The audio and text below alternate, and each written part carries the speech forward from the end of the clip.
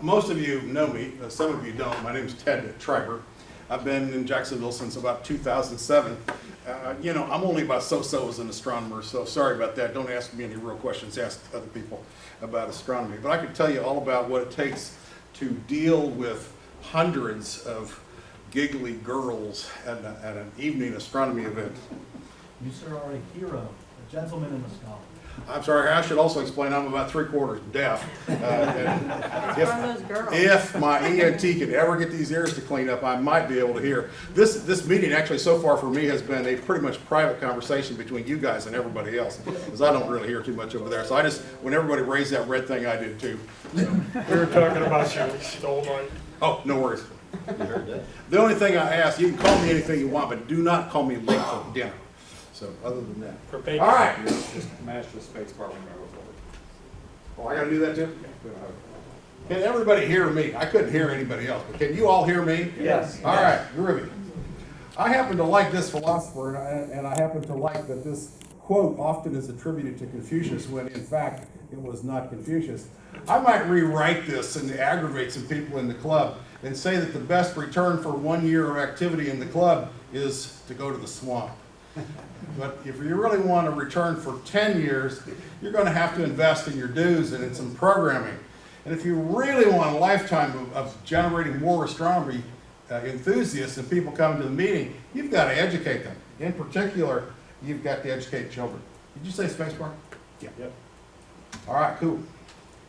I took on the Girl Scout gig when Dr. Mike had received a boatload of, well, I guess it was what, 5 tractor trailer of telescopes from me. 7 tractor, yeah, I mean, it was a lot of telescopes. So that would have been a bigger boat even than I was imagining. And Girl Scouts got something. And they asked the club, hey, would you help us develop a program and teach us how to use these? And that was like more than the club really wanted to take on. But I said, you know what, I think I might be interested because I've had a lifelong interest in astronomy outreach, educating youth and developing programs. And so I did. And one of the things I've learned is I've learned a lot as an astronomer as the result of doing these programs. Of course, I said on there, if I can do it, you can do it. I guess we'll see. All right. There's at least 6 different flavors of Girl Scouts out there. So when we talk about a club or an organization like ours becoming involved in youth organizations, I think there's 5 different flavors of Boy Scouts.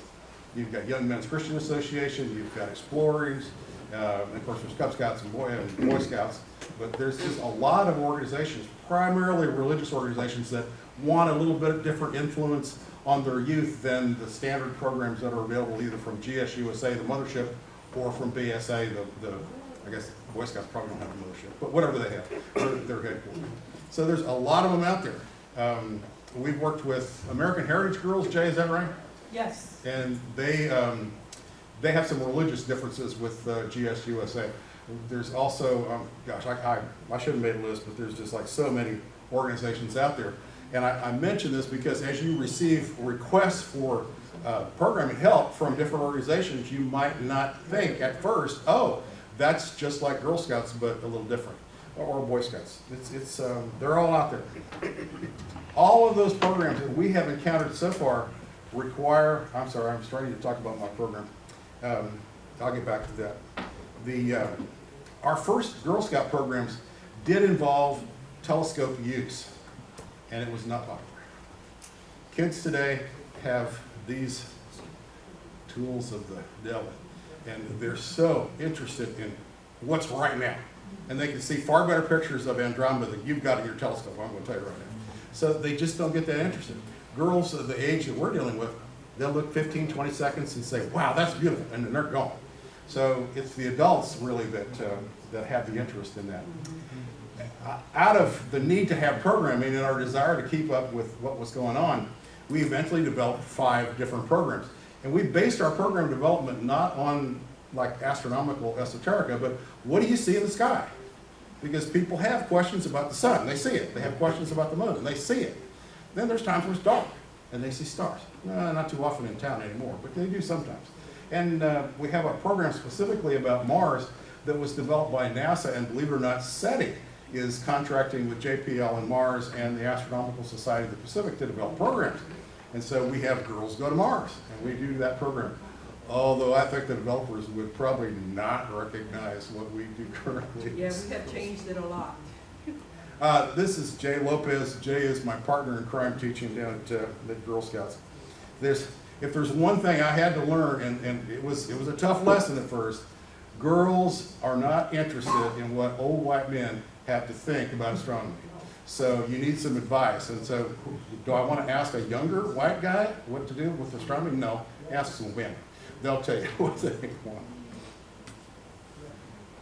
All of our programs are not weather dependent. We only cancel if there's lightning forecast for the immediate area. Now it's going to shock you guys, but that means that these programs are not dependent upon telescopic observation. We're teaching the basics of astronomy. We always ask that parents and leaders participate. Boy, they like to all sit in the back of the room and get on those phones, but when we get them to come in, sit down with their girls, the girls behave better, which was our interest, and it's like we tell them, we're not driving your girls home. What are you going to do when they ask you, what was that? Why did that work like that? And to tell you the truth, when the parents do participate, they're always amazed. They always learn something. Yeah, I had to make one little comment about we're not science entertainment. Our programs start in the evening, but the late hours unfortunately preclude the younger ones, the daisies and brownies, which are the first 5 years of school. So we don't have any programming yet for them. We're working to develop something. Most of our girls are 4th to 7th grade. And what I understand from the teaching professions and others who have comments on this, that's the age where you can still influence their thinking about, STEM it actually can be kind of cool. So we try to do that. Our programs are 2.5 hours. We start at 8 o'clock. I like Chuck starting at 7:31. That's pretty cool. If we get to start by 8:20, that's pretty good for us because these programs run on what we call Girl Scout Standard Time, which is usually about 20 minutes late. So we have a soft start, something that if they miss it, okay, they didn't learn that, but that's all right. Now we do have gradations of the outside stuff. There are times when we have clouds, but you can start to make out some constellations.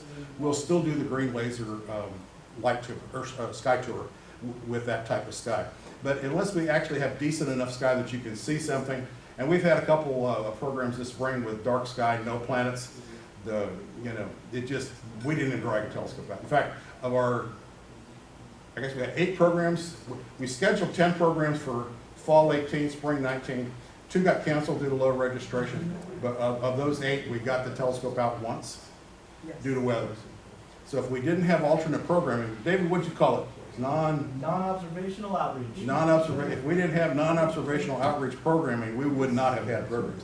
By the way, these kids pay $7 a head. Everybody, the adults and kids, pay $7 a head to go to these things. And most of them have to drive for a half hour, 45 minutes because they're in Middleburg. So, they want to live. And the ones that are coming from Gainesville. We have some coming from Gainesville, that's right. We've got to have pictures. So this is actually on the roof of Mosh. These are some of the older Girl Scouts talking about Jay's Star Tour. They were pretty blown away that you could actually see constellations in downtown Jacksonville. We do these 4 hands-on activities in each program. This is a sample of an activity from our Dark Sky or STAR program. What we're doing is having them model constellations. We originally tried that with marshmallows and pretzels. Yeah, no. You want to see a sugar high with 50 people in the room, that's amazing to watch. But we didn't really like that all that much. So we went with sticky stars, construction paper, and chalk. That worked better. The candy bars in this particular picture, one of the girls took this picture and sent it in to us. Jay likes to have treats at these things, and it's kind of expected at a Girl Scout function there's going to be some kind of a treat. And she said, what about those little mini candy bars? Yeah, okay, but what science am I going to teach with that? Okay, we freeze them on dry ice and they get to experience, in this case, the temperature of space. I mean, it's like 300 degrees Kelvin short of that, but it's good enough. When we do the moon program, we freeze moon pies, so they get to see how cold is it on the dark side of the moon, and so on. We tried for Mars bars for our Mars program. But who knew? They quit making them. It's kind of disappointing. Well, actually, they make them in Europe, they don't make them Yeah, they here. make it, that's true. Well, I can see that you give them Milky Way candy bars, a Coke, and a puppy and send them home. Well, no Coke, but every program has a take-home. The moon program, we do 4-inch ceramic tile, air dry modeling clay, and we have them model a lunar crater. And we do hand out crater pictures from amateurs and moon maps and stuff like that, so they can kind of see where, if they pick this or that crater, where are they modeling it. And then there's little flashlights, and we have them simulate sunrise, full moon or local noon, and sunset on their crater. And we have a few of them already made up. One of that always amazes is the straight wall we have made up as a model. And that it's a black line at sunrise and a shiny line at sunset. It blows people away. But it does help condition them for when we take them outside to the telescopes, what are you going to see? Because most people have seen pictures of the moon, but they have not seen the kind of detail that our telescopes are capable of furnishing. So it really does help them. Yeah, we borrow from Dr. Mike, where we make a comet, we put this big old hot halogen lamp on it so it starts to melt, and we've got one of those little personal fans that blows a little air gently, so we can kind of model the solar wind pushing the tail of the comet out, and all that kind of stuff. The kids are dying to touch that dry ice, but we can't let them do it.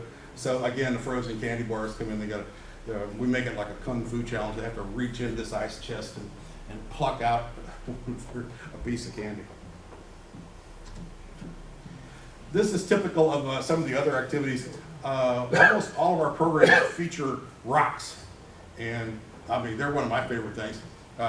We stole Dr. Mike's organizational idea for his meteorite kits, and that's a piece of paper divided into 4 grids. And so, depending upon the program, like our planet program, we ask them to classify rocks as igneous, metamorphic, sedimentary, and then there's always the 4th of, we don't have any idea what this rock is. And we can tell how well our video training is going, because we do use videos to train people, because as we've gotten better videos and do a better job of explaining things, fewer rocks are ending up in the I don't know category. So I guess last time did we have any? No, we didn't have Any in the I don't know is at the last As a class. matter of fact, they caught an error on Oh yeah, that was embarrassing. But we did have one. That's it? All right, that's kind of the wrap of that program. Certainly I can. Ted, Ted, Yes. I'll say if you could speak up, I can't hear. Can you not hear me? Start over. Remember who you're talking to? It sounds to me like I'm screaming because of the congested ears, and so maybe I am. I don't really know. Sorry about that. He's definitely one ear, he can't hear out the other. Well, I'm that way. Is that Mike too? We were going to get together for lunch, but we can only text each other because we can't talk on the phone.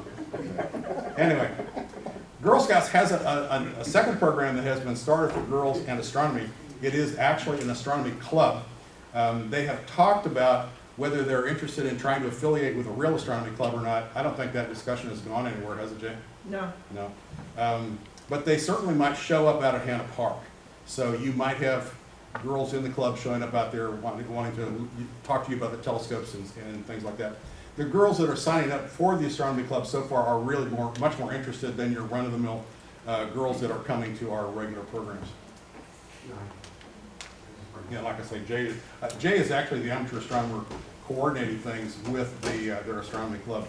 That I dodged the bullet on that one, but I'm the advisor to the science advisor. Girl Scouts also has introduced new space exploration badges. For those of you who were Boy Scouts, in the sense there's a lot of men in the room, that's like merit badges. They get to wear them on the front of the vest. They're official. They're approved by Girl Scouts USA, and there's a list of requirements for them. Now, I think it was a little shady on GS USA's part. They decided that the advisors for these badges had to be affiliated with the Night Sky Network. And then they told all their Girl Scout contacts, yeah, get a hold of your local astronomy club. They're eager to help you with these badges. So guess what? They're coming your way. You're going to get it at info at NEFAS or wherever. I have developed a self-help program for the 3 badge requirements that are out already. So if you get those requests, I can help you with that. Now I'm going to ask a rhetorical question, maybe like Dr. Mike, one of those things y'all don't want to hear. But what can the astronomy clubs in general, this one in particular, do to support youth organizations like Girl or Boy Scouts? It's not money. All of these organizations have patches or badges, and they all have one thing in common. They need to find things in the night sky. And guess what? Nobody knows how to do it. Nobody. I mean, we've gone to, I guess our biggest event was 300, Yeah, the 200 camp- girls and 100 adults. At the Not- Camp Reed. Some could recognize the 3 belt stars of Orion, and some could pick out the Big Dipper portion of Ursa Major. That was it. So they really do need help. If you don't want to teach like I do, you might consider helping train the trainer. Your knowledge of what's really going on in astronomy, helping them understand what their requirements are, and knowing where to look on the internet to find the little self-help things that they can do to teach their own classes, works great. We did, 100 kids at American Heritage Girls, and the only thing they needed from us was to show up with a telescope, point out a planet and 2 constellations, because those women handle everything themselves. Now they have that organization also has a boys organization. I don't remember the name. It's not American Heritage Boys, but they said they might contact either the club or us. So you might see that. They sent me their requirements. I sent them back the stuff that I had that's printed up, and they handled it. It was great. A specific suggestion. I ran into a situation last weekend where some folks had contacted NEFAS, didn't get their response timely enough, had to make some other plans. But when somebody contacts the club for help, ask them what they need. You just never know. They might just need a little bit of programming material that you can send by the internet. They might actually need somebody to show up and do it on a night sky tour. But think about helping them out. Chuck, I know you're worried about money. I'm going to suggest that if the club is interested in developing their educational programs, particularly for youth, you're going to have to come up with a funding way to help people get to these far-flung places. We're going to have requests from Pensacola. And I know the Tallahassee Astronomy Club, they got a swamp site too, 40 members. All they do is dark sky. Yeah.